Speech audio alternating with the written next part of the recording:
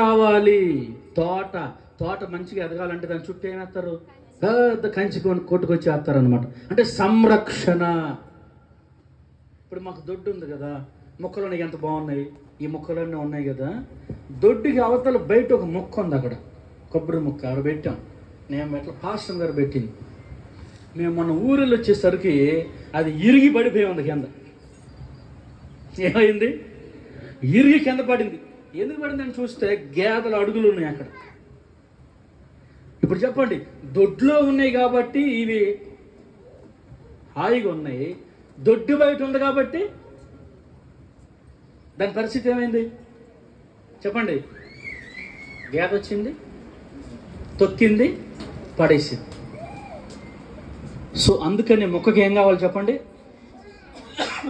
కంచె కావాలి. యోబు గ్రంథంలో ఉంటుంది. ఏమని ఉంటుంది? సాతాను వచ్చి మాట్లాడుతూ దేవుడితో, అయ్యా యోబు ఇంట్లోకి మేము ప్రవేశించకుండా యోబు ఇంటి చుట్టూ ఏం వేసావు? కంచె వేసావు. స్తోత్రం చెప్పండి. ఏం వేసాడంట దేవుడు చెప్పండి? కంచె వేసి. సాతాను అంటే దొంగ, అపవాది ఇంట్లోకి రాకుండా దేవుడు ఏం చేస్తున్నాడంట? కంచె వేస్తున్నాడంట. దేవుని సంరక్షణ, దేవుని కంచె మన ఇంటి చుట్టూ, మన చుట్టూ ఉండాలి. దేవునికి స్తోత్రం చెప్పండి. అది ఎవరు వేయాలి కంచె? అమ్మ, ఎవరు వేయాలి కంచె? దేవుడు వేయాలి. ఈ మొక్కకి కంచె మనం వేస్తాం, కానీ మనకి కంచె ఎవరు వేయాలి? దేవుడు మనకి చుట్టూ కంచె వేయాలి. టెన్షన్ వేసి మంచిగా మనం అందులో ఏ సాతాను, క్రూర మృగం, దుష్టుడు, అపవాది ప్రవేశించకుండా మనలను అనుక్షణం కాపాడుతున్నది మన దేవుడు. దేవుని స్తోత్రం చెప్పండి. హల్లెలూయా. కంటికి రెప్పలా మనల్ని కాపాడుకుంటున్నాడు. ఇంట్లో నుంచి ఎప్పుడు వెళ్తామో తెలియదు, ఎప్పుడు వస్తామో మనకి తెలియదు. ఆయన సంరక్షణ లేనిదే ఒక్క అడుగు కూడా మనం ముందుకి వేయలేం. వెళ్ళిన మనం తిరిగి ఇంటికి రాలేం. ఇప్పుడు ఇదంతా కూడా ఎవరి కృప, ఎవరి సంరక్షణ చెప్పండి? ఎవరి కాపుదల? దేవుని కాపుదల. హల్లెలూయా, హల్లెలూయా. దేవుడు ఇప్పుడు సత్తుగేటువంటి భూమిలో దేవుడు మనల్ని నాటి, దేవుని పరిచర్యలో, సంఘములో దేవుడు మనల్ని నాటి, సావుకుడి కింద మనల్ని ఉంచి, ఓ సంఘములో దేవుడు మన స్థిరపరిచి మన చుట్టూ ఏమేశాడు చెప్పండి? కంచె వేశాడు. హల్లెలూయా. కంచె వేశాడు అన్నమాట ఆయన. ఇప్పుడు ఎన్నైనా నీరు, ఎరువు, తర్వాత కంచి, తర్వాత చెప్పండి పర్లేదు చెప్పండి. మొక్క బతకాలంటే, ఎదగాలంటే దానికి ఏం కావాలి? మొక్కకి ఏం కావాలి? ఏముంటుంది? ఎదిగిద్ది. ఇంకేం కావాలి మొక్కకి? ఈ ప్రగతి నగర్ వాళ్ళకి ఎంతవరకు తెలుసా? మొక్క బతకాలంటే దానికి ఏం కావాలి ఇంకా చెప్పండి? అని ఆమె చెప్పేస్తుంది. నెక్స్ట్ చెప్పండి, ఏం కావాలి? గాలి. స్తోత్రం చెప్పండి. మొక్క బ్రతకాలంటే దానికి ఏం కావాలి? గాలి కావాలి. దేవునికి మహిమ కలుగును గాక. గాలి వీస్తే మొక్క గాలికి చక్కగా బ్రతుకుతుంది. అలాగే విశ్వాసి పరిశుద్ధాత్మ గాలి ద్వారా బ్రతికించబడాలి. స్తోత్రం చెప్పండి. అపోస్తల కార్యం 2వ అధ్యాయంలో ఉంటుంది, ఆకాశము నుంచి వీచు బలమైన గాలి వంటి గొప్ప శబ్దం వారందరి మీద వీచినప్పుడు వారందరూ పరిశుద్ధాత్మ వరాన్ని పొందారు. దేవునికి స్తోత్రం చెప్పండి. ఆనాడు కానాను యాత్రలో విపరీతమైన విస్తారమైన గాలి విసిరినప్పుడు ఆకాశము నుండి పూరేడు పెట్లు అనబడే ఆహారం వచ్చి ఇశ్రాయేలు ప్రజలకి అందించబడింది. ఆనాడు ఎర్ర సముద్రము 2 పాయలుగా చీల్చబడడానికి అయ్యిద్దా? దేవుడు బలమైన గాలిని రప్పించి దాన్ని ఏం చేశాడు చెప్పండి? ఇప్పుడు దేన్ని తేటపరచాలన్నా గాలి రావాల్సిందే. ఒక బలమైన గాలి కొట్టింది అనుకోండి, ఏమైపోద్ది? మొత్తం కూడా ఎగిరి. మొన్న ఎక్కడో చూశాను నేను ఏదో వీడియో, ఒక రేకు అండి, రేకు ఇలా ఇలా ఇలా తిరుక్కుంటే వెళ్తుంది పైనుండి. దేని ప్రభావం? గాలి ప్రభావం అండి. గాలి వేరుపరుస్తుంది, గాలి తేటపరుస్తుంది, గాలి ఎత్తవతల. ఇప్పుడు మీకు మొన్న చెప్పాను వాక్యం ఒకసారి. ఫిలిప్పు అనబడేటువంటి సంఘ పెద్ద పరిశుద్ధాత్మ వచ్చి ఆయన ఏం చేసింది చెప్పండి? భూమి మీద నుండి లేపిందంటే ఎలా లేపింది? గాలిలోనే. స్తోత్రం చెప్పండి. హల్లెలూయా. యోబు ఉన్నాడు భక్తుడు బైబిల్లో. భక్తుడైన యోబుకి దేవుడు ఎలా ప్రత్యక్షమయ్యాడు తెలుసా? సుడిగాలిలో. స్తోత్రం చెప్పండి. ఇందులో ప్రత్యక్షమయ్యాడు. సుడిగాలిలో నుంచి స్వరంతో దేవుడు యోబుతో మాట్లాడాడు. ఏలియా భక్తుడు ఉన్నాడు బైబిల్లో. ఏలియా ఉన్నాడు. చెప్పండి ఎవరు? ఏలియా ఎలా ఆరోహణమయ్యాడు? సుడిగాలి. దేవునికి స్తోత్రం చెప్పండి. ఇదంతా కూడా మనం ఆలోచన చేస్తే ఒక విశ్వాసి బాగా ఎదిగి ఫలించాలి మొక్కలాగంటే పరిశుద్ధాత్మ గాలి ఆ బిడ్డ మీద ఇవ్వాలి. దేవునికి స్తోత్రం చెప్పండి. ఇప్పుడు చెప్పండి, పరిశుద్ధాత్మ మీకు వరం ఉందా? అయ్యా అయ్యా అమ్మా, పరిశుద్ధాత్మ వరం మీకుందా? ఆత్మ లేనివాడు చెప్పండి నా వాడు కాడని దేవుడు అన్నాడు కదా. దేవుని ఆత్మ నిన్ను తాకిన అనుభవం ఎప్పుడన్నా నీకుందా? దేవుని ఆత్మ అభిషేకాన్ని పొందేవా? ఒకవేళ పొందకపోతే ఈ రోజు నుంచి ప్రార్థన చేసుకో. అయ్యా నేను వస్తున్నాను, కూర్చుంటున్నాను, వెళ్ళిపోతున్నాను అట్లా కాదు. నాకేం కావాలి? నీ పరిశుద్ధాత్మ శక్తి కావాలి. స్తోత్రం చెప్పండి.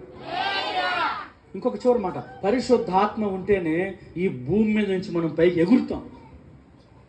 పరిశుద్ధాత్మ మనలో లేకపోతే మనం ఎడబడిపోతాం అంతే. పరిశుద్ధాత్ముడే మనల్ని లేపుకెళ్తాడు. ఎక్కడికి? యేసు ప్రభు వారి దగ్గరికి. దేవునికి స్తోత్రం చెప్పండి. ఇప్పుడు ఏం చెప్పారు? ఈరోజు వాక్యం మీదే, నాది కాదు, మీదే. ఏం చెప్పారు? 4. నీరు, ఎరువు, కంచె, గాలి. తర్వాత చెప్పండి చెప్పండి. ఇంకొకటి ఉంది చివరిది, 5వది. ఒకటి చెప్తే ఇంక చాలు. 5 దాకా వస్తే చాలులే మీరు ఇవ్వాలిగా. దేవునికి స్తోత్రం చెప్పండి. ఇంకోటి ఏం కావాలి? 5వది చివరిది నేను చెప్తున్నా ఇక. ఎవరు అన్నారు చెప్పండి? ఎవరు? దేవునికి స్తోత్రం చెప్పండి. సన్ రైజ్ కావాలి. సూర్యుని యొక్క పవనాలు మొక్క మీద పడాలి. స్తోత్రం చెప్పండి. సూర్యకాంతి కావాలి. రాత్రి అయిన తర్వాత ఏమొచ్చింది? పగలొచ్చింది. పగలంటే ఏంటి? వెలుగు. ఆ మొక్కకి ఏం కావాలి చెప్పండి? ఇప్పుడు వెలుగు కావాలి మొక్క ఎదగాలంటే. సూర్యుని కాంతి ఆ మొక్క మీద పడాలి. మలకి గ్రంథం 4వ అధ్యాయం 12వ వచనం ఏమన్నది అక్కడ? నీతి సూర్యుడు ఉదయించును. దేవుని స్తోత్రం చెప్పండి. పిల్లలు గమనించండి, ఎవరా నీతి సూర్యుడు అని మనం ఆలోచన చేస్తే ప్రభు అయిన యేసుక్రీస్తు 2000 సంవత్సరాల క్రితం మనందరి కోసం అసలు ఈ భూమి చీకట్లో ఉంది. చీకటిలో, పాపములో, వ్యసనములో కొట్టుమిట్లాడుతున్నటువంటి ఇదిగో ఈ భూమి మీదకి వెలుగుగా ఆయన ఈ భూమి మీదకి వచ్చాడు. దేవుని స్తోత్రం. ఈ భూమి మీద మనలను వెలిగించడానికి, ఈ భూగ్రహానికి, మనుషుల దగ్గరికి మహిమానితుడైన మహాత్ముడు దిగి వచ్చి వెలిగాడు. ఆయన పేరు యేసు. వెలుగు ఏమన్నాడంటే, నేను లోకమునకు, యోహాను సువార్తలో, నేను లోకమునకు వెలుగుని. కాబట్టి ఆ వెలుగుని ఇప్పుడు మీకు ఇస్తున్నాను నేను అంటున్నాడు ఆయన. ఇప్పుడు దాకా వెలుగుని నేను, ఇక నుండి ఆ వెలుగు మీకు ఇస్తున్నాను, మీరే ఆ వెలుగు అన్నాడు. స్తోత్రం చెప్పండి. ఎంత గొప్ప ధన్యత అండి మనకి. ఇప్పుడు మనం ఎవరో వెలుగు అనండి. ఇప్పుడు మనం ఎవరో వెలుగు అంటే ఇప్పుడు చీకటి ఏమైపోయింది? చెప్పాలి. చీకటి ఏమైపోయింది? యేసు నామమున తొలగిపోయింది. హల్లెలూయా చెప్పండి. కొంతమంది డౌట్, కొంతమందికి అనుమానం. ఏంటి అనుమానం? నాలో ఇంకేమైనా చీకటి ఉందేమో. ఒరే నాయన అటు అనుకోమాకరా బాబు ముందు నువ్వు. దేవునికి స్తోత్రం చెప్పండి. మనం అనుకున్న దాన్ని బట్టి సాతాను కూడా వచ్చి ఉందరా నీళ్ళు ఇంత పెద్దది ఉంది. ఆ సాతాను వచ్చాడు అట్లాగే అంటాడు. కొంతమంది ప్రార్థన, అయ్యా నేను పాపిని, ఎన్నాళ్ళు పాపిగా ఉంటావు, ఎన్నాళ్ళు ప్రార్థన చేస్తావు పాపినని. తెలియట్లా చాలా మందికి. సో మార్చండి. దేవుని స్తోత్రం. కాస్త ముందుకెళ్ళాలి మనం. నాలో చీకటి ఉందేమో, నాలో పాపం ఉందేమో అని తెలీదా? ఉందో లేదో? ఉందేమో అంటే అదేంటి? ఉంటే ఉందను, లేకపోతే ప్రభువా నన్ను మండించినందుకు వెలిగించినందుకు స్తోత్రమయ్యాను. దేవుని స్తోత్రం. పిల్లలు గమనించండి, ఈ అనుమానపు మాటలు మీ హృదయాల్లోకి రానివద్దు. ఈ అనుమానపు సంబంధమైన మాటలు రానివద్దు అసలు ఒక్కటి కూడా. అందుకనే నేను వెలుగుమయం. స్తోత్రం చెప్పండి గట్టిగా. ఏం మయం? నేను వెలుగునే. వెలిగే మనిషిని నేను, చీకటి మనిషిని నేను కాదు.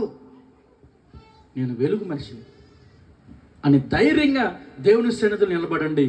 అప్పుడు మీరు వెలుగు గనక మీరు మొక్క ఎలా ఎదిగద్దో అలాగే మీరు మందిరంలో ఎదుగుతారు. దేవుని స్తోత్రం చెప్పండి. ఇప్పుడు చెప్పండి, సూర్య కిరణాలు మొక్కకి ఎంతో అవసరం. సూర్య కిరణాలు మొక్క మీద పడినట్లుగా యేసుక్రీస్తు వారి యొక్క పవనాలు ఎవరి మీద పడాలంటే సంఘం అంటే మన మీద పడాలి. దేవుని స్తోత్రం చెప్పండి. ఇప్పుడు ఈ చందమామ అంటారు. చందమామ ఉంది కదా, చంద్రుడు, చంద్రమండలంలో చంద్రుడు ఉన్నాడు కదా, స్వయం ప్రకాశిగా లేదు. ఎక్కడి నుంచి రావాలి దానికి వెళ్తురు? చెప్పండి. సూర్యుని దగ్గర నుండి పడే కిరణాలు పొందుకొని రాత్రిపూట అది ఏదో వెలుగుతూ ఉంటది. మనం అనుకుంటాం అక్కడ చందమామ ఉంది, అక్కడ చెట్టు ఉంది, చెట్టు కింద మా అమ్మ ఉంది, మా అమ్మ చేతిలో బుట్ట ఉంది, బుట్టలో శనక్కాయలు ఉన్నాయి. అయ్యి బాబోయ్, ఎన్నాళ్ళ నుంచి ఉంటది? నా చిన్నప్పటి నుంచి ఉంటుందా? మీ చిన్నప్పటి నుంచి అక్కడే ఉంటుందా? మొన్న తేల్చేశారు, బుట్ట లేదు, బుట్టలో తట్టలేదు, తట్టలో శనక్కాయలు ఏమి లేవు. మా అమ్మే లేదంట అసలు పైన. దేవునికి స్తోత్రం చెప్పండి. హల్లెలూయా. సూర్యుడు స్వయం ప్రకాశి, చంద్రుడు స్వయం ప్రకాశి కాదు. అది కూడా ఒక ఉపగ్రహం అని తేల్చారు మన వాళ్ళు తేల్చారు. దేవునికి స్తోత్రం చెప్పండి. పిల్లలు, ఇప్పుడు ఆ చంద్రుడు ప్రకాశించాలంటే సూర్యుడి దగ్గర నుంచి వచ్చేటువంటి వెలుతురు దాని మీద పడాలి. మనం కూడా అంతే, సంఘం కూడా అంతే. సూర్యుడైన యేసుక్రీస్తు వారి యొక్క ప్రవణాలు, ఆ ప్రభావం వచ్చి మన మీద పడితే మనం ఏమవుతాం తెలుసా? మనం ఎదుగుతాం. దేవుని స్తోత్రం చెప్పండి. అది మనం ఎదుగుతాం. సూర్య కిరణాలు మన మీద పడాలి. సూర్యుని ఆయనలో ఉన్న కిరణాలు అంటే అర్థం ఏంటి? ఆయనలో ఉన్న గుణ లక్షణాలు, ఆయనలో ఉన్న బీజం మన మీదకి రావాలి. దేవుని స్తోత్రం చెప్పండి. అంటే పౌలు అంటాడు, నేను క్రీస్తును పోలి నడుచుకున్న ప్రకారము మీరు నన్ను పోలి నడుచుకొనుడి. అంటే ఇప్పుడు క్రీస్తును పోలి అన్నాడంటే అర్థం ఏంటి?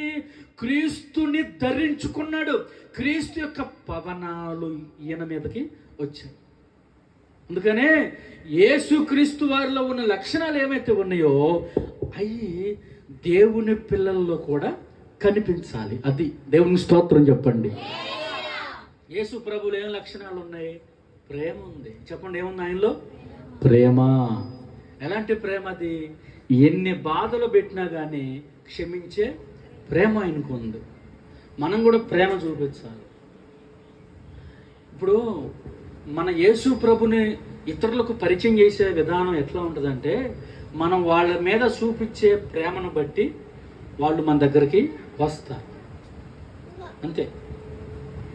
తగాద పెట్టుకుంటూ వస్తారా? గొడవ పెట్టుకుంటూ వస్తారా? వాదిస్తే వస్తారా? తోసుకుంటే వస్తారా? రారండి. మరి ఏం చూపిస్తే వస్తారు? ప్రేమను చూపించండి. దేవుని స్తోత్రం. ప్రేమను ప్రకటించండి, ప్రేమను పాడండి, ప్రేమను బోధించండి. యేసుక్రీస్తులో ఏ గుణాలైతే ఉన్నాయో ఆ గుణాలు మీకు కూడా ఉంటే ఆటోమేటిక్గా ఈ చర్చి సరిపోదు, ఇంకా పెద్ద మందిరం కట్టాలి మనం. దేవుని స్తోత్రం చెప్పండి. హల్లెలూయా. ప్రేమను చూపించాలి మనం. ప్రభు అంటున్నాడు, చూపించండి చూపించండి అంటున్నాడు. ఏంటది? ప్రేమ. కానీ మనం ఏం చూపిస్తున్నాం? కోపం. ఏం చూపిస్తున్నాం లోకానికి? అది చూపించొద్దు అంటున్నాడు ప్రభు. ఏంటది? కోపం. కానీ మనం ఏం చెప్తున్నాం? కోపాన్ని చూపిస్తున్నాం, ద్వేషాన్ని చూపిస్తున్నాం, పగను చూపిస్తున్నాం, ప్రతీకారాన్ని చూపిస్తున్నాం. వాళ్ళు చర్చికి వెళ్తారు కానివ్వండి, అసలు ఒకరినొకరు సరిగ్గా పలుక్కోరండి. ఒకరంటే ఒకరికి అసలు పడదండి. ఒకరంటే ఒకరికి ఎంతో విరుద్ధం అండి. అసలు వాళ్ళు ప్రార్థన మనుషులని పేరే కానివ్వండి, వారిలో యేసు లేడండి. ఉంటే ఇలా ఉండరండి అని ఒక అన్యుడు సాక్ష్యం ఇస్తే, ఒక అన్యులు దేవుడి బిడ్డల గురించి ఇలా మాట్లాడుకుంటే ఇంకెవరైనా వస్తారా దేవుడి దగ్గరికి? చెప్పండి, ఎవరు రారండి.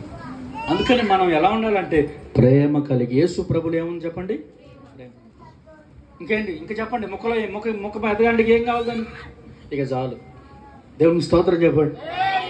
ప్రార్థన చేసుకుందాం. అందరూ మోకరించండి దేవుని బిడ్డలాగా. ఈ చక్కని సమయమందు